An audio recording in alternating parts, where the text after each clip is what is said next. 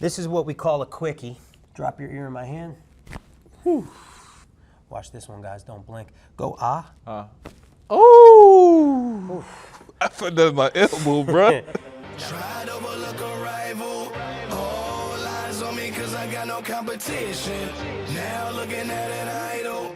Your dough ain't long enough to pay for my attention. I was born to be glorious. Most definitely glorious. I'm destined to be glorious. Who won't let hate the display to remain warriors? Wow, man, you spoke a lot about your mom and the experience of being a chiropractor in your family. Like, Yeah. So, like, who's wifey? Like, and how did you guys meet? Okay, we met through chiropractic. You know, thank God she had some symptoms. Thank God for symptoms, man. Symptoms are great calls to action. Yeah. I met my wife through chiropractic. Now, you know, she gets adjusted every week since. Same type of thing. My wife is Cuban.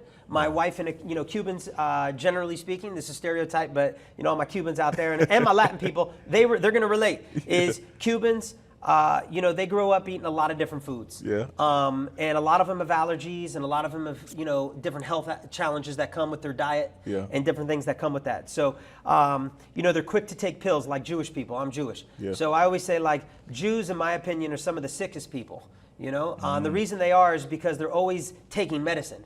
You know, they got bad digestive systems. You know, they're eating a lot of kosher food, even though it might be good. Supposedly, when I read the label of kosher food, it's toxic. You could bury that stuff and 20 years later, dig it out and eat it, and it's still going to be good. You know, which, like, of course you got a digestive problem. You know, your food's not supposed to last that long. So I look at, like, their dietary habits, and I look at, like, you know, Jews are classic stereotypes of, like, the doctor told me to take this. This is what I take, you know, I don't question. It's like, that's what they went to school for. You want to ask me about financial advice, I give it to you.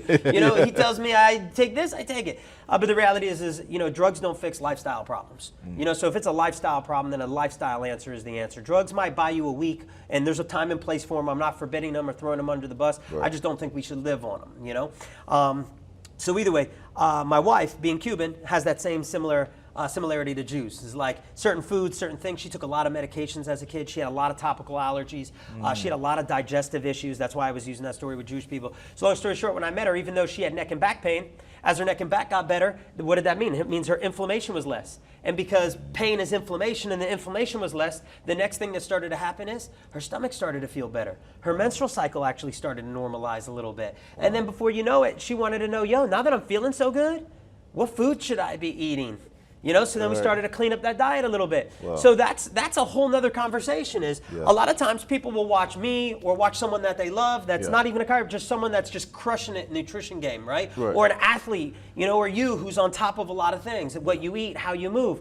You know, and we're like, dude, I got to do all of that. But the reality is sometimes it's just step by step. It's step by step. It's step by step. And that gets back to even what I was initially saying or just preaching is that it's sometimes not adding 20 different things. You know, it's not trying to get the best diet right now and the best exercise program and the best chiropractic care. It's like, yo, pick one, start to get some change. Once you see that momentum rolling, great, let's go to the next. What thing can I add on next, you know? And that's what happened to her. So we started with chiropractic because she had neck and back pain, and then it spilled over in her stomach, normalized her menses a little bit, started to see great changes there. She started to clean up her diet. Her skin started to like get less itchy because she was having a lot of just skin issues. Again, think about it. I'm not saying it's a Cuban thing, but I'm just saying, you know what? Her parents gave her a lot of different, you know, allergy medications. She used to get allergy shots all the time. She used to take stomach pills all the time because they were eating whatever all the time, you know? And it's like, we don't really think about those things. And then you turn to a certain point in your life and it all starts piling up. For some people, it's 50. For others, it's 25 when they get their first job and their first stress. Sometimes it's 30 when you pay your first mortgage bill.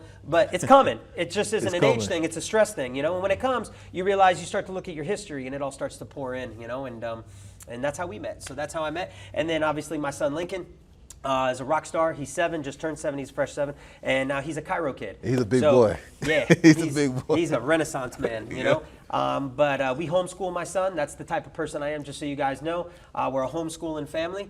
Super granola. This is the only time you'll catch me wearing shoes. I tore up my feet this weekend, which is the only reason I'm wearing shoes. I'm surprised you wearing shoes right now. You know, I fill my son's love tank up through lots of different ways. He gets adjusted on a regular basis as well. He eats good. He's totally aware of genetically modified food. He also has freedom to eat whatever he wants. So if he wants to have something, I say, Lincoln, yeah, go and have it. Why I do that? My mom was one of the best nutritionists on the planet. And my mom used to let me have Papa John's if I wanted it and Taco Bell and all fast food while I watched Michael Jordan at night play basketball. And even though she could have said, hey, Zev, don't eat this and don't do that, she raised me with awareness, but not with handcuffs. And then when I hit a point, I realized I didn't want it anymore either, and I already had the education why. So I always kind of knowing that from that parental advice and being in my mom's element, you know, all the time, I was like, you know what, I'm going to do the same for my son. I always want him to be aware, and I'm always going to kind of control, like, hey, Lincoln, you know, like, for example, you guys should know this as well. So sugar weakens our immune system, right? So if I notice that my son is in a lot of different environments and I hear a cough or a cold's coming on, or he feels a little warm, I'm not gonna let him have a cookie, a cupcake, and apple juice from concentrate. So he knows I'm gonna be like, hey, Lincoln, let's make sure our food is really good today. That way tomorrow you bounce back and you're super strong, you know? And the same goes for you. You wanna always minimize your sugar. Even check this out.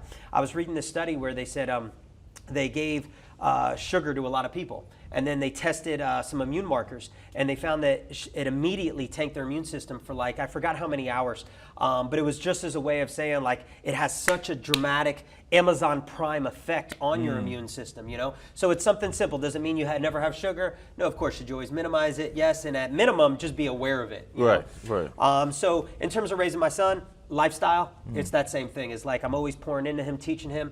I always kind of let him know, like, hey, this is that. But like, you know, if you want to share some sour jelly beans with me, some non-GMO sour jelly beans that are flavored by beets, you know, instead of red number 40, you know, I'm down. You know, but then I always kind of modulate it. That way, you know, as he grows into a man, you know, he has all that education already. You know, it's not me handcuffing him. It's just I want him to always have that edge, but not the edge over someone else, just the edge over himself. You know, because to me, nothing's more important than knowing, like, if a kid, for example, feels off, right? And I'm adjusting a kid now.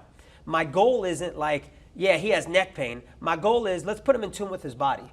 So if he's ever not feeling himself, he knows what he needs is the adjustment. He knows the answer is on the inside. It's not in a NyQuil. It's not in a pharmaceutical pill. You know what I mean? We'll use those for emergency cases. We first are going to try some other methods to make him feel better and to tap back into his personal power or his inner power. You know, the holistic way. Yeah, the holistic way, absolutely. I just tend to not always use that word because it's so watered down nowadays. Like everything, you know, as if it's not medicine, it's holistic, you know? So sometimes I'm a little guarded with using that word. But yeah, definitely the holistic way, you know? So what would you say, who's like your biggest inspiration? Like, who's your hero? Like, oh man. All right, so how about I just go recently people, well, so the first person that pops in my head is Tony Robbins. So I'm gonna go out of order here, but I'm just gonna go in people that I know have really, really made an impact in my life. I get my biggest kicks, though, is not from a Tony Robbins or a guy I don't know. I get my biggest kicks from guys that I take care of that are killing it or crushing it or have an amazing backstory that I actually take care of that you'll never hear on a podcast or you never see on a video or whatever, that I know are really killing it and they got a killer work-life balance. And they're not just like this facade of like taking a picture in a car, you know what I mean? And then they're a crap dad. You know, so I get a lot of my inspiration actually in my daily grind of just working with people. So I'm blessed in that regard because I don't really feel a need to always hit books so much. I've also had some situations where I've adjusted and take care of some people that are big names. And some of them I loved and others I was like, damn, can I even trust a book anymore? You know, like I loved that book until I adjusted them and then I'm like, I don't know. How was that experience? So that kind of jaded me a little bit because then I'm like, man, I really like, there was this one situation where I loved what this guy was preaching and talking about and I had the opportunity to serve him. And then I realized when I served him, not only I'm not taking a judgment of that one interaction, you know, because I'm not maybe always my best in one interaction, but as I was already hearing that and I was around certain things, I realized, damn, you know what? I think it is what it is, you know. So at that point, I tossed that book out, and that was one of my go-tos. Yeah, because I don't care. You can't. It doesn't matter what you say. If you're not who you are, then I don't give a crap, you know? So that's just, obviously, I know you hear that and you go, yeah, that's all of us. But I just, that's one story that I had where I'm like, man, I don't know if I want to read as many books anymore or dive into that because I don't know if they're real. So that drove me into really like cherished interactions I'm having with like moms and dads and people that are really crushing it. You're just not seeing it, but they're killing the game. They're super moms, super dads, you know, running all around town, running a business or just showing up big and got crazy good balance, you know? Very selfless. We were just talking before the podcast how like, dude, you were like, do you have time for yourself? Yeah. I don't have much time for myself, but you know what? Like, I'm pouring into my son right now, you know, so I don't care. I don't care if I miss 3 weeks of workouts. I like, in one sense, it me cares, but in the other sense, it's like, dude, I'm fulfilled in another way right now. I'll catch my bicep later. You know, like, I want it, don't get me wrong, and if it happens, and I'm always chasing it, it never means I'm lazy. I'm always chasing my workout. But it's like, if I'm not gonna leave my son when I'm not working. If he wants me there, then I'm there. I'm not gonna be like, yo, I'm gonna drop you off and come back. Like, there's no way. I used to try to do that when I'd go to work out every once in a while. Like, if he was napping, when my son would wake up and my wife would call me and be like, he's looking for you, I couldn't even work out anymore. I'm like, dang, I gotta go, you know? You know, people like that, people like me, you know, that are like selfless. I need to see that. If you're gonna inspire me, then I need to be inspired by action, not lip service, you know? But Tony Robbins, hands down, I gotta say, I've been listening to him since I was 16, 17 years old. His stories, his teachings, his books, his everything, man. That guy to me is just like, he's on my bucket list of people to adjust, you know, like Tony, you know, what's up? Holla at your boy. All right. No, I know he's a big fan. I know he's got a great chiropractor, but I still want to adjust you. But either way, he was a big inspiration to me. Who else is a big inspiration to me? Are we talking books or are we talking anybody? Anybody. Oh, man. Who else is a big inspiration to me? All right, one of the most recent ones, this isn't a new book, but I'm going to tell you something that changed the game for me chiropractically is Peter Thiel, the creator of PayPal, wrote a book called 0 to 1. And that book really influenced me. And I'm going to tell you why.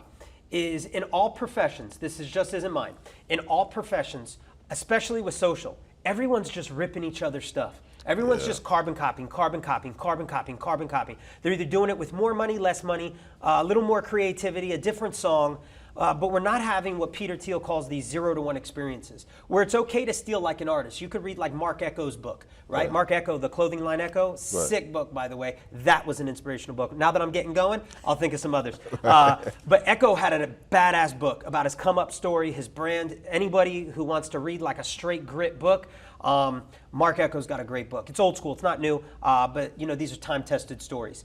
So he talks about, you know, it's okay to steal like an artist, you know, but it's important to take that for inspiration, but just not replicate it. Do something new with it, you know what I mean? Create something new, bring that to the world. So I'm reading 0 to 1, and I'm always reading with my chiropractic lenses on, and I'm realizing, I'm like, you know what, I'm too deep. You know, just watching my profession, learning from other people as a student, I need to step out. I need to disassociate. I need to, if I'm gonna be me and do me, people used to tell me, Zev, if you wanna be a great chiropractor, you gotta do things like scale. You gotta open up multiple offices. You gotta do this, you gotta do that. I'm not knocking it, I'm not saying it's wrong. But one of the things that I remember, and I've talked to big names, they're like, you cannot do it with your personality. Now check this out, because what I'm saying about chiropractic, I talk to my guys about this all the time. Anything I teach you in chiropractic will relate in any industry and any business that you go to, because it's a human business. It's a human interaction. It's a relationship business. It's an art. It's a science. It's so many aspects. It's hustle. It's business. It's you got to be sharp. It translates into anything. But my point here is this: is that when it comes to, for example, having a personality practice, I realized that my biggest gift was my personality, right? I mean, like, do I have a good, I hope I have a good. You do. Right? I think I got a good personality. So why would I get away from that? Especially if that's what fulfills me. So I said, okay, I don't need 10 offices. What I need is, I want to use my personality, and the upside is every night when I drive home, I'm freaking happy. I'm happy. I'm crazy happy. You know, and I think that's important for people to relate. Now, let me go one further, because 0 to 1 really was the first book. Peter Thiel, shout out to you. You're awesome, by the way, and I love PayPal. Was the first person to like write something that when I read it, it kind of checked me. I don't know if it was just the moment I was relaxed. Maybe there's other books on it, but that was the first one that I was really like, you're right, man. I need to redo chiropractic. Not the way I deliver it, like this way, you know, but just how I go about it from start to finish, you know, making sure that everyone can touch it was one important thing to me, you know, doing it in an environment that was typically unorthodox, you know, having a business model that's unorthodox, having care that's unorthodox, not because I want to be unique and different, but because it's me. It's you. So I want to drive everything through me. So I drive home happy, but also my people are happy. Not only my team, hopefully they're happy, but my people too, because that's my gift. You know, so why would I not share my gift? Why would I share my gift with only, you know, 5 people? Let me share it with the world, you know, and even be better at home, you know? So now one other thing. Gary V. Gary V. Gary V. Gary V. Gary Vee's first book blew me away. Didn't even know who he was because I wasn't really on social or YouTube or any of that. But dude, that guy, hands down to this day, He's a monster. Is when I talk to someone in their 20s, I think any age can benefit from this guy.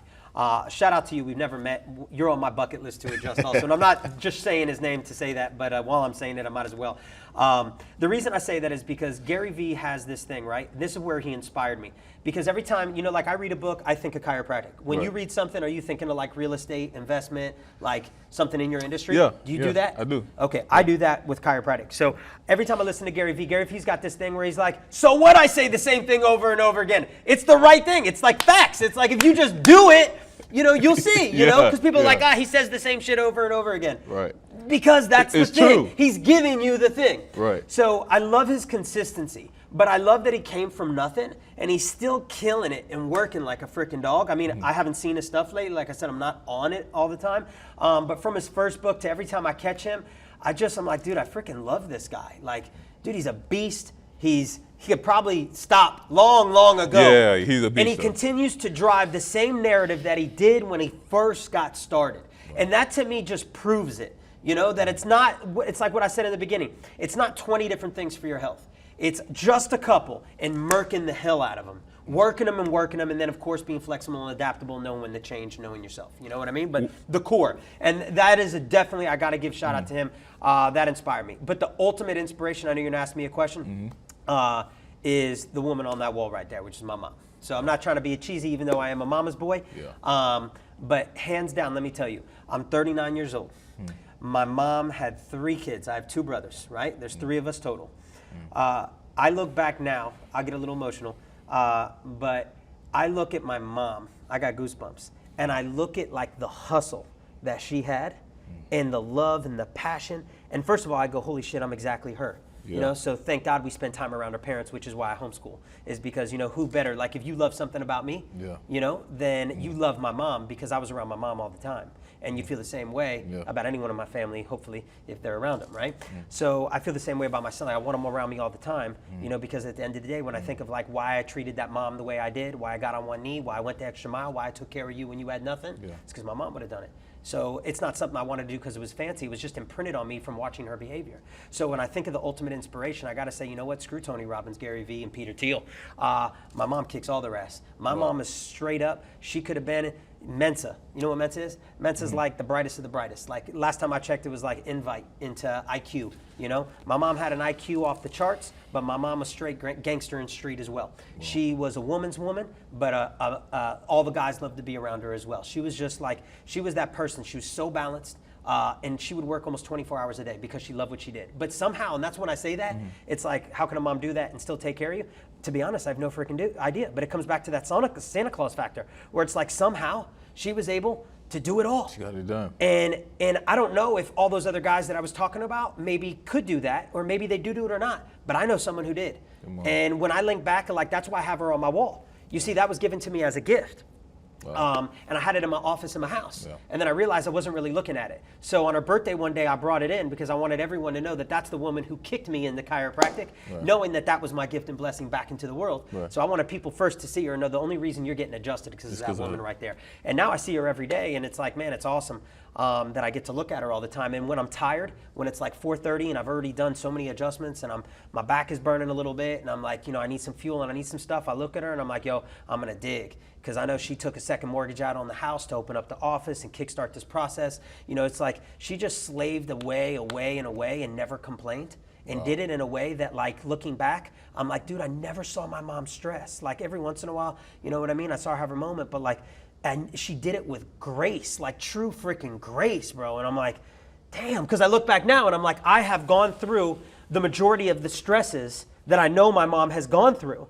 And then I'm like, every time I go through a new one, I'm like, damn, my mom was so amazing, man. Like, it's mind blowing to me. So I would say my mom is my biggest inspiration. And I know that's probably an easy one, but I truly, I'm letting you know, I like my mom is freaking awesome. No, it's not easy. So she would probably be my number one inspiration. And also because of the way she treated people. My mom treated everybody so great. Like, it's just, God damn, that woman. And that's awesome. Exactly how you treat people. Because I like, from the outside looking in, like, I come in and getting adjusted, and I see how you treat other people. Like you literally take your time to like talk to everybody. I know, I pour in everybody. Like you pour into everybody. Everybody get the same treatment. It don't matter if you're a celebrity or you know, the general pop. Like, bro, you give everybody the same exact. Dude, you know what? And I'm freaking proud of that. Like, really, really proud of that. Bro. I get these trolls that will be like, oh, you got to have a blue check, or you got to be like Shaq or something. And I'm like, dude, that is the farthest thing, farthest thing from the truth. Like the farthest thing. So the fact that you even see that is freaking awesome, because I literally, if I know someone's worth pouring into, like if I know they're receptive, I go above and beyond all the time. There's not one night that I don't drive home that I don't call people. That's what I was saying. Dude, since I graduated school, You I don't always need call. to call probably anybody, you know? Right. But every night I think about who I want to reach out to, who I want to pour into, and I pick someone. Sometimes it's one, sometimes it's five. I've pulled up to my house and stayed in my driveway for an extra hour when my son was waiting for me and my food was sitting on the plate, just to talk about something. And I'm not trying to be a psychologist, but sometimes I've called a young guy who's like working in a spot, and it's like he wanted to ask me a question about his back or about his body. And then it said, yo, you mind if I ask you something, because you're kind of young, maybe you can relate to something, and then it just goes into somewhere else. And that full circle goes into not just how I treat people, but also like what I was saying of like that high, and that like I never want to get away from it, because that's like, dude, when you know you're making an impact, it's like every day to me is like a mission trip, you know, like that fulfillment people get when they go serve another country of people that are underprivileged, you know, and they're like, oh, it was an amazing experience. I feel like I have that every day, and I feel like we need a freaking whole lot more of it too, you know, so it's not like work is done, but it's just like, you know, that's the vibe, you know. And I like it, you know, and to be honest, I've had a lot of people that are names. And in the beginning, I'm like, well, look, I'll give you two options. You want to come in before hours? You want to come in during hours? Or you want to come in after hours? Especially when I first meet you. Because a lot of times when I meet people, they don't know what to expect. They don't know my skill set. They don't know if I'm real or fake. They don't know if I'm just trying to do it for the lens. They don't know what the agenda is. They don't even know if they're walking into just a hole in the wall with a bench. You know, they have no idea, you know? So they don't know what to expect. So I get that high of like, yo, I can't wait to show up big for them. Like I straight up, in my mind, this is my headspace. I'm like, I'm gonna freaking earn it with them. I'm gonna earn it with them. I get that high, like, man, I can't wait to show up big for this person. Like, I don't care what their experience is in chiropractic, good or bad. I don't care what they think. When they step into my office and they leave, I'm going to leave them better than I found them, and they are going to think completely different, not only of chiropractic, but they're going to know that I had nothing to do with that lens. I've adjusted so many people and turned that lens off and be like, dude, it's not even about this on this visit. I want to earn it with you, and I just want you to understand the value that I'm trying to bring across, because I want you to know that you can reach out to me anytime, and that to me is the payout right there, knowing that if shit hits the fan or you're not in the best spot, you know that, hey, I'm going to call him and at least get his opinion, because it's freaking genuine. There's nothing attached to it, not a check, nothing. You know what I mean? So that's my headspace. That's real. So I get that high on like, you know, first that. But then once I get to know them, getting back to like seeing how I treat a name and just general pop is because then what I found out, it's funny because what happens is I don't want them getting caught in the crosshairs, because I see a lot of people. Yeah. So I don't want someone being attacked or feeling like, oh, it ruined the vibe in the first day relationship, like our first date, you know? But what I find out is actually they end up loving it. And a lot of them are like, yo, I actually love seeing the people, seeing a dog, seeing a baby, seeing the stuff. So it's funny because at first I'm like, oh, I'll bend over backwards for you for sure. I'll try to accommodate you however I can, especially since it's our first date. But then it ends up spilling back into my initial core passion, which is they love being around people. They like seeing the energy. It's crazy. You know, one time, Shaq rolled through here. I get this call, and it's like, hey, can you adjust Shaq at his house? I'm like, you kidding me? Say less. You there? Dude, if you want me to adjust Shaq on, it's Shaq. I'll adjust him on Mars. Right. You know? I won't shut down my office right now because I love my people. Yeah. But yeah, as soon as I'm done, I'll run right over there. I'll call my wife, say, babe, I'm coming home late. The big man needs me. I'm going to show up big for him. Again, my headspace. If he was to ever say, dude, you're never going to put this on camera. Right. I just want care. I don't want to be on camera. I'd be like, I don't care. I just want to take care of you. That's my heart, right? Yeah. Point being is Shaq had someone on Shaq's behalf called and said, all right, meet him at his house at 8 o'clock or come this way, right? I'm like, oh, awesome, right? Yeah. But this is why I'm saying it, is because then like 30 minutes later, they say, you know what? Shaq wants to come to the office now. He'll just come to you. So then I say, okay, well, do you know that I'm in the middle of peak hours? So this message was being relayed to me because I was adjusting. So I said, hey, well, tell whoever's on the line that it's super busy right now. Is Shaq okay with coming in when it's busy? Yeah. And he's like, he doesn't care. So Shaq comes in, for example, and this is just one time. Shaq comes in, says hi to everyone, sits down, is playing cards, playing Uno with people for the next hour and a half. Wow. Every single person I adjusted was like walking in, like, I'm like, damn, I don't even think I need to adjust it, bro. You're like on a high right now. He's like, whoa, I just played cards with Shaq. I'm like, wasn't that awesome? Yeah. You know, and then I'll adjust him to walk out. He's just walking out talking. So I just use that story because it's a more recent one of like how sometimes when the dynamics merge, it really is a beautiful and organic thing, because at the end of the day, it doesn't matter if you're $1 million athlete, if you're a big investor, or you're Gary Vee, or you're General Pop. We're all getting adjusted for the exact same reasons. We want the same thing, and it's nice if you could just kind of drop your ego for a second and just appreciate it, especially because the vibe's cool. Right. So we'd be serving ginger shots, kombucha, espresso, so it's a vibe, so it's a good place if you got to hang for a minute. Man, this office is definitely a vibe. Playing bro. Drake and Jay-Z, playing all the greatest, So I always say, hey, how many places can you go, and get adjusted to Jay-Z, Lil Wayne, and anyone else, So very few, but only in Miami can we pull that off. That's it. Yeah. So let me ask you a question, okay? Because I've known you since you were 18, and I'm sure your viewers want to see this. And I don't know if you want to wrap up after this, but this is something I want to ask you. Yeah. I've known this man since he was 18 years old, like he said, when he came in a little banged up. And you're how old now? 29. You're 29. Yeah. I look at you like a brother. I love you. I can count on you. I've seen all your consistency. Yeah. You are a straight grinder. You don't do it just for the lens. And now I'm seeing this new transformation happen in you in the last year, 2 years. And it's not like you were bad and getting good now. Yeah. You just are evolving and crushing it in other ways. Yeah. Where did that inspiration come from? Because on my end, we don't talk every day, but it's almost blindsided. It's like, yo, I didn't even know that was a thing you were really into, but now it's taken off and you're crushing it. And I love the headspace of like, yo, I'm trying to merge, because here I am doing a lot of the talking. But your show's representing a lot of what I'm preaching, which is that balance, that lifestyle, not just being strong on one end. It doesn't matter what you got in the bank account. Right. If you ain't happy when you're driving home, it ain't worth nothing. If Steve Jobs can't buy his health back, and he can't make memories and do those types of things, then why are we doing it? Why are we doing it? Right. Which is all about this. It's about that lifestyle, being strong in multiple planes, in multiple ways, not just one. So, knowing you for so long, I'm curious. I'm not just asking for the camera. Where did all this come from? Where did that inspiration happen? Because you're doing it on a big scale. You went from, I'm assuming, a little step to then a really big step. Yeah. So where did that all come from? Well, for me, after you, took care of me and I was able to play for the youth, I went on ahead and I had a career-ending injury again after 3 years.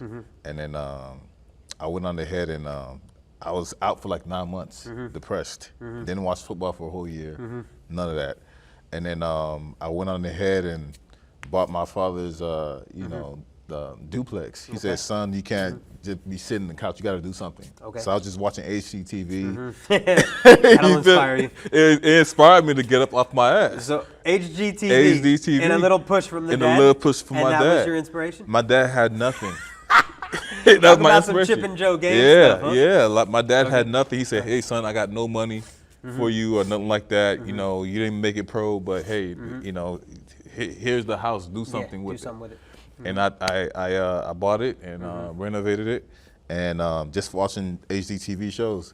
And from there, I met badass. I met my architector, Kobe Karp. Like he's like one of these billionaire guys. Okay. And I showed him what I did. Yeah. And he said, you know what, you got something. Yeah. And he took me under his wing. Okay. And then from there, like ultimately watching you, like, bro, I've known you for over 10 years, bro.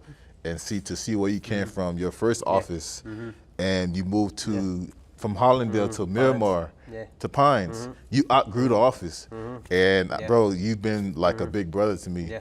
And you're saying my grinding has influenced you? Really? Yeah. Damn, why does that have to come out on a podcast? You say we'll talk every day. Awesome. Yeah, that's real talk. Yep, we'll talk every day. So, but I've been watching you, and every time if I miss like an adjustment, like you'll call me. Yeah. And that genuineness always been there. So just from watching you and seeing how you grind, bro, it pushed me to get it, and I appreciate that from the bottom of my heart, bro. Man, of course, man, absolutely. Yeah, that's real talk, man. That's fucking awesome. Yeah, so that's my grind. Dude, that's badass, though. You watch a show and then do what you're doing now, that's badass. That's badassery. Yeah. Right there. That's impressive, bro. I appreciate that, G. Man. Nice. Yeah.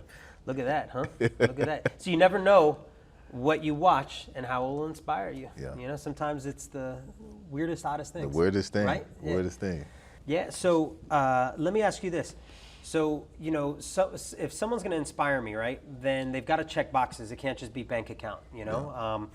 Yeah. So as you check one box, and I told you, like, you know, my mom, you know, checked a lot of boxes, right? So she had this amazing balance. So my question then, you know, especially for people watching, but also my question to you is, what's the headspace of, like, first, how to maintain balance as you're driving for your passion, carving out your career, you know what I mean, trying to make a mark and stand out. What are the things you're doing to maintain balance, to keep sanity, you know, to reset, you know, what are those things? Working out with you. Because I'm curious. Working out with you, and working out, period. Work out your temple? Yeah, it's my mental, it's my mental awareness.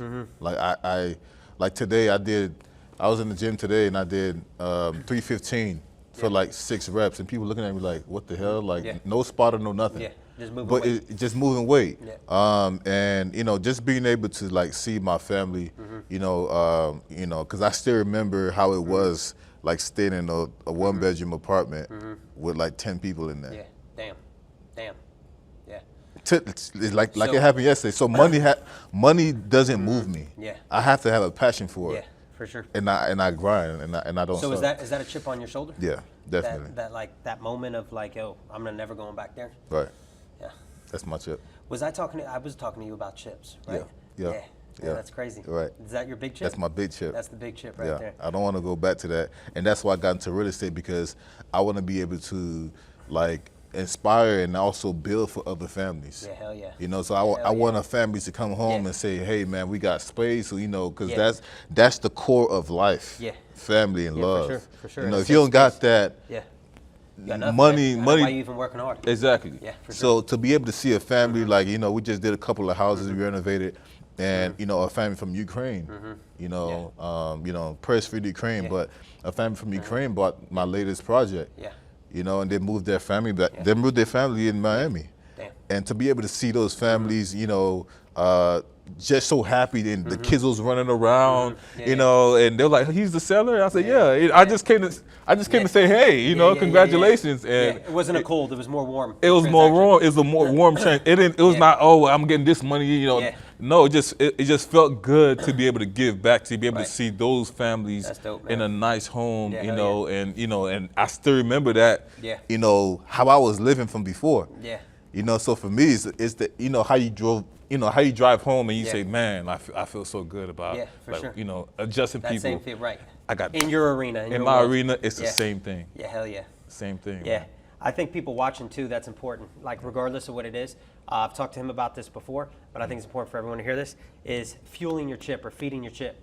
And I'm not just saying it as a line, but when I look at like one of the things that really drives me and keeps me waking up in the morning and like go, is I do have chips on my shoulder. I got a chip, like you heard some of them. I was rambling on about like protecting chiropractic and, you know, my mom taking us out. I have this like indebted spirit to like pay it back, you know?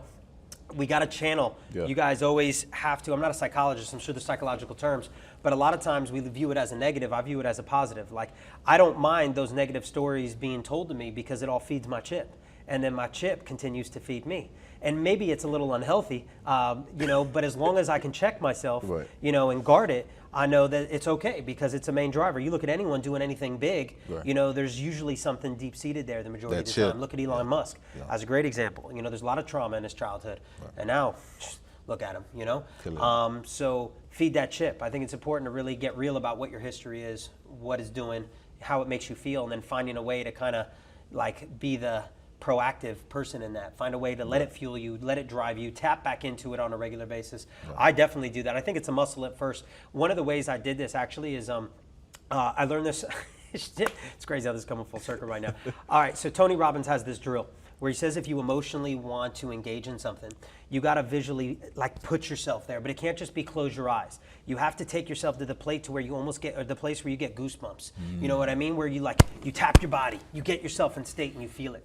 So I used to fail tests on a regular basis. Like, I'm like, I don't know, my mom was brilliant. Like, what the hell? I thought I had it up there. You used to fail tests? I failed biology 4 times. All right, like, and that was in undergrad. All right. Wow. My problem I found out was test taking. okay? I was a bad high school student, so I had no study skills. So I had to learn to be a better test taker. So one of the things I did, because I am naturally an extrovert, when I go to take graduate school tests, everyone was waiting and congregating by the room. So I'd see like Isaiah, and I'd be like, yo, Zay, what's up? Ba-da-da-da. And I would get distracted from the material.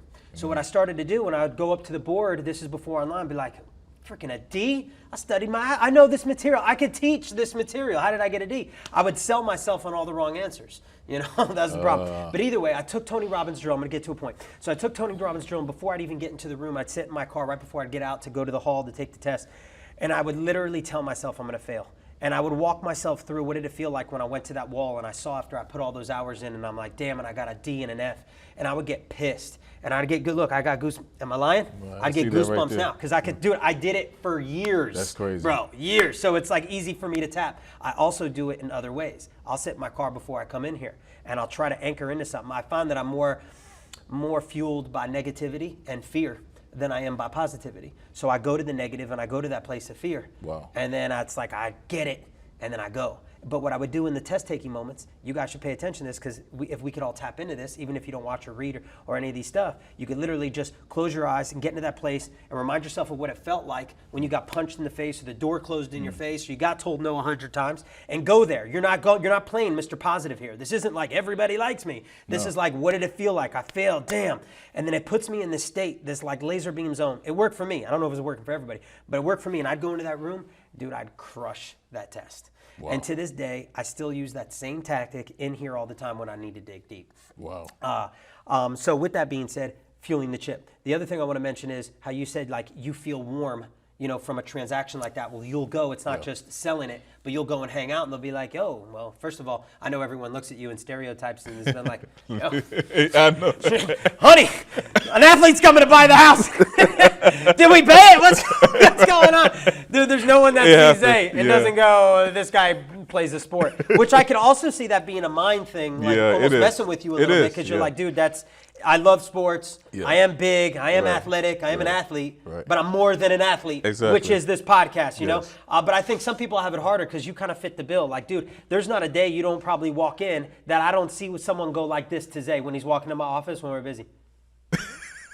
Or this way, you know? You're a huge dude, big smile on your face, you dress nice, you just kind of fit the stereotype, right? Yeah. But he said something that I just want to point out for your listeners, is you said, I get that warmth feeling.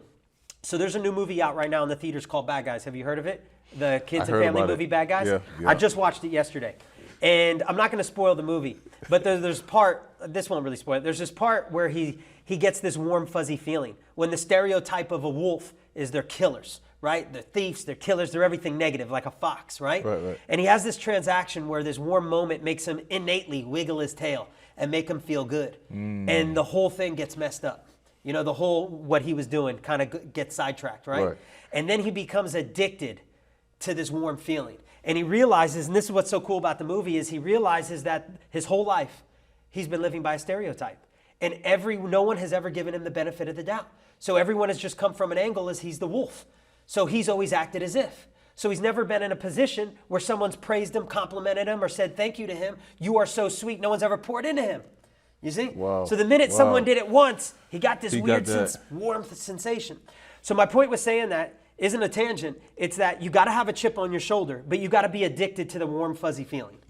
And if you could find the balance between those two things, you will freaking crush it no matter what it is. And that's some Gary V shit right there. Now, he's never said that, but that's that same headspace right there. This is what Gary V says, and this is what everybody should remember. And I never actually finished this sentence, but I want to say it now as we wrap this thing up, is what I love most about a guy like that or anyone else that I might not even have heard of just because I'm not on social a lot, is any guy that tells you to put your hands in the dirt but keep your head in the clouds is the guy you want to listen to. Because it's always in the ugly work. It's always in the grind, in the work. It's always going to change too. You know what I mean? So you just got to be committed to the work, and you got to have, like you said, that one bedroom, 10 people in a bedroom, or 10 people in there, that mentality. You take that mentality into every project and everything, and you'll always crush it, you know? 100%. This other guy used to tell me back in the day, one of my mentors, he's actually on the magazine there with me and my mom, is he said, Zev, never, and I guarantee no one ever watching this, even when it gets 1 million+ views,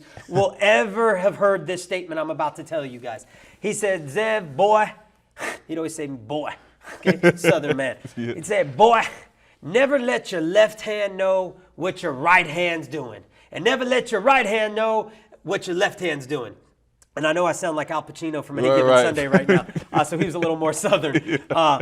But what he was saying is essentially what I'm translating with what I was saying before is that, you know, you got to have that negative, gritty, feed that chip, that thing that drives you. But you got to be addicted to that warm, fuzzy feeling. So every day you've got to chase that interaction, you know? And a lot of people aren't doing shit and aren't happy and are in imbalance, whether it be in their bodies or their life, because they don't have identity. So they're looking to social media to get that identity that they never had because of high school interactions or mother, father, teacher, preacher models, etc. You know? So they're trying to be selfish and trying to do, and they're not doing more of the like, what can I give to get that warm fuzzy and let that fuel me, build some character and identity into me, and then that will kind of help me or guide me into what I want to do. You know what I mean? It doesn't mean you lose the chip. That's real. You know, it just means you got to have both, and that's what left and right hand is. You know what I mean? That's like real. in one sense, I need to be a killer every day. I'm a freaking killer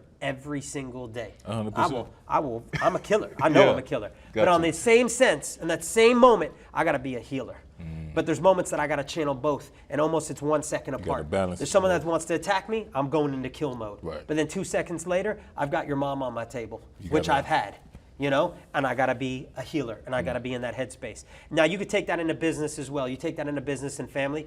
Tony Robbins actually has this funny line back in the day. I don't know if he still says it, but it's like, you show me a balanced business, I'll show you a dead business. You show me a balanced marriage, I'll show you a dead marriage. But what he means is not like shitting on balance. I'm assuming. I read in between the lines is you just can't be status quo and stagnant. Yeah. You know what I mean? Like a husband and wife sitting in front of the table doing the same thing every night. A business doing the same thing all the time. Right. You got to keep it fresh. You got to reinvent. You know, you got to reinvigorate as well. You got to bring energy to the table. Right. You know, you can still enjoy the repetitive moments that make things magical, but you got to always step outside the picture frame, look in and go, yo, what can I bring? Who am I next? The guy that married me, you see, I got diarrhea of the mouth. I'm just warming up. Hey, The talk guy that talk, check man. this out, though. You guys will really like this. The guy that married me, right? Yeah. His gift in this world was marriage, okay? Shout out to Bishop Dwayne Sweely, all right? Bishop Dwayne. Absolutely. Bishop Dwayne Sweely and his wife, Pastor Sweely, are one of their gifts. I'm sure they have many, but I got to experience their gift in marriage and communication and guidance. And, dude, it was hands down phenomenal. Funny enough, funny story is, I had a rabbi. I'm Jewish, but I had a bishop marry me, okay? Because my rabbi wouldn't marry me when I was not only his chiropractor, but he bar mitzvahed me. I poured into this man, and then when it came time for me to say, hey, Rabbi, come over to my house. I want you to meet my fiance. I want you to marry me. You know me since I was a kid, dude. I've bent over backwards for that guy so many times, poured into him, loved him and his children, right? So when it came that time, I'm like, this is going to be so cool. And he's a young cat. So I'm like, oh, this is going to be so cool, right? Yeah, yeah. So he tells me, Zev, is she going to cover her hair? No. Is she going to keep a kosher home? No. I don't want to keep a kosher home. I just told you, kosher food's unhealthy. I told him the same thing, What? right? So I had to go into my spirit. I'm like, God gave her this beautiful hair, man. She got this Cuban beautiful hair. I'm like, why would I cover that? If my marriage is so insecure that I got to cover her. Now, respect to religions that do that. I'm not knocking that. But I'm talking about me. Yeah, you know? you. And I was like, Rabbi, with all due respect, you know, I'm not Orthodox, but I still want you to marry me. He said he couldn't do it. So at that point, I was a little jaded with religion at that point. I'm like, Wow. you know what? Are you kidding me? You know what? Rules. What happened to humans? Right. You know what I mean? All Like, these come rules. on, bro. Yeah. Come on. You Right. make exceptions when I was doing this, but now it's this. You can't be a part of that. You're done. So either way, Wow. Bishop Dwayne Sweely brought me into his house. Not only to bring me into his house, you want to talk about a servant, right? Going above and beyond, right? He said, Zev, I know you work for the people and I know you work late. So why don't we do my class after hours? Because it was short. I was expecting this other guy to marry me, so we had to turn this around fast. Right. So this man at the end of his night invites me and my fiance, my wife, into his house, bro. Wow. Not just at a church, but into his house. And says, I want to meet you every week, and we're going to go about this if I'm going to marry you. Into his home. I still think about, bro, I would leave his house at like 11 o'clock at night. Wow. Who does that stuff, bro? You don't find people like that. So when you find people like that, you hold the frick on to those people. I'm that type of chiropractor. He's that type of guy. You know what I mean? Like, Right. you know, that's what this is all about, Right. you know? But he said something to me. He said, Zev, hey, look, I've been married, I think he said at the time, 40 years, something like that, right? We've been married a long time. He says, do you realize I've been married to 4 different women? And at first I was like, looking at Pastor Like, Steve and his what wife, you got going on? and I'm like, oh, y'all are freaks. No, he like did a pause on it. Like, Yeah. I've been married to 4 different women. That's crazy. So I'm like, he did pause. I'm like, okay. Like, what's going on? I'm not saying nothing. And then he said, my wife, every decade, has transformed into a different woman. Wow. So I have been technically married to a different woman over the last 40 years. Wow. And if I didn't change and grow and adapt, then our marriage would have been dead. Wow. So he's like, one of the most important things I could bring to you is that, you know, Wow. is that aspect of constantly working on yourself and your marriage and creating rules and doing all these things that you guys can live by, like a constitution for your marriage. You know what I mean? And Wow. but it spills into business, you know, so I won't go any further than that, but it's that whole, like, you got to reinvent. You got to keep it fresh. You have got to to. feed the chip from the Yeah. 1 bedroom and 10 people living in there. And I don't ever want to go back there, but No. I'll never forget it. And I'm grateful for it. And now I'm addicted to creating warm and fuzzy feelings in families that could purchase my homes. You know? That's the feeling. That's what's up. Doc, I really appreciate you. Absolutely, man. You kidding me? Man, like- Anytime. This is Dr. Zev. This is Isaiah. We out. Don't forget to like, follow, subscribe, and share. Right? Just do it. Yeah, sharing is caring. So you got to share. Tried to overlook a rival. All eyes on me cause I got no competition. Now looking at an idol. You're doing long enough to pay for my attention.